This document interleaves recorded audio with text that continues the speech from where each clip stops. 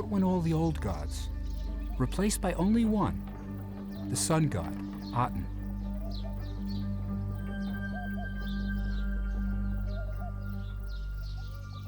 With a small band of followers, he moved the capital from glorious Thebes to a desert wilderness 150 miles south of modern Cairo, a place now called Tel al-Amarna. It was here, during the most unique period in Egypt's 3,000-year history, that Tutankhamun was born. The pharaoh Akhenaten began to build his new city by placing boundary markers to define its limits. On them, he proclaimed that there was only one god, the Aten, the sun god. Gone were all the familiar gods that Egyptians had worshipped for generations. No longer was there Osiris, the god of the dead, or Anubis, the jackal-headed god of mummification. Gone was Hathor, goddess of music and love. Bes, the lion-headed dwarf playing his tambourine. There was only the Aten, the solar disk whose rays brought life to all.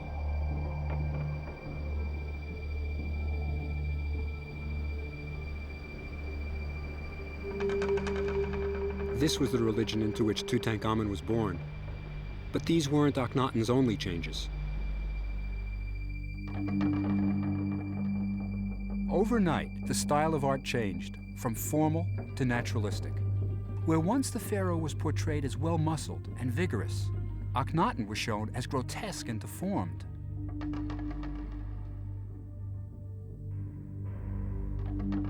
Never in Egyptian history had a pharaoh been portrayed like this. His statues show an elongated face, swollen breasts, bulging thighs and spindly arms.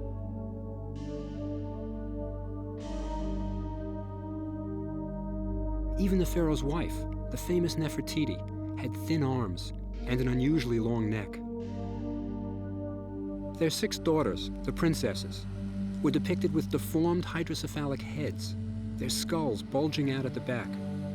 When early Egyptologists discovered these grotesque statues, they immediately sensed something bizarre had happened here.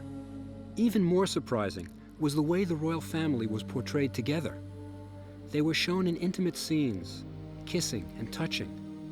Akhenaten was often shown holding one of his daughters on his knee in a tender family moment.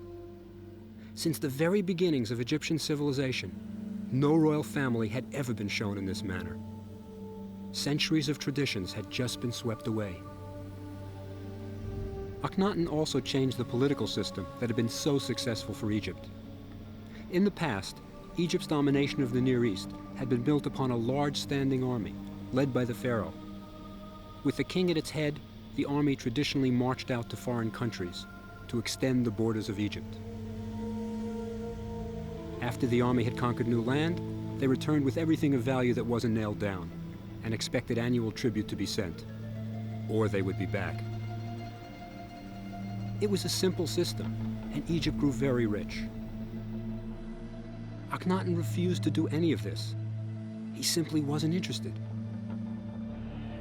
In his isolated city, he occupied himself with prayer to the god Aten and spent time with his wife Nefertiti and his children. Akhenaten turned the role of pharaoh from political leader into a religious one. These were remarkable times for Egypt, and into this tumultuous world, Tutankhamun was born. Across the river from Amarna, excavators discovered an inscription that states that Tutankhamun's father was a pharaoh. But which pharaoh? The answer is found in a remote valley where Akhenaten built his tomb.